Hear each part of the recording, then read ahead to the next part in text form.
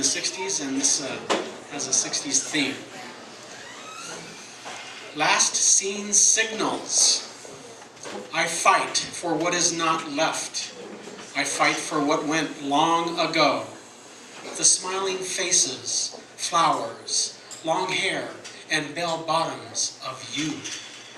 Now only a faded view, left forgotten in the memories of new wars, new scores, new reasons to be afraid by the many, the masses, no longer aware how it could have been had we just not given in.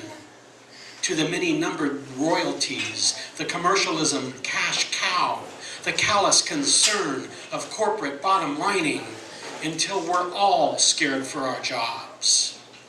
No longer able to see the possibility that was at our fingertips if only we could have held on a little longer, persevered a little stronger, not been in such a drug-induced haze. Oh, the ways of the world, the wonder now gone, replaced by hunger, the mad plans of melancholy, mentioned in passing, the last seen signals of the 60s. Do you remember when peace, love, and brotherhood were the current topics of discourse?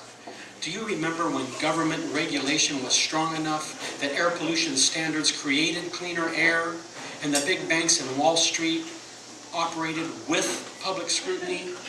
Do you remember when aerosol cans started disappearing from store shelves, replaced by pump sprays? Do you remember why? Do you remember truth in advertising? Do you remember the fairness doctrine when opposing political views had equal airtime by law? Do you remember when telephone companies, public utilities, television, media, airlines, health insurance, and banks were not mega monopoly corporations and monopolies were broken up by our government? Do you remember when the Supreme Court was fair and balanced and politicians of opposing parties actually worked together? Do you remember when big money didn't buy up all of government? Do you remember when public education was important, reliable, affordable, and funded?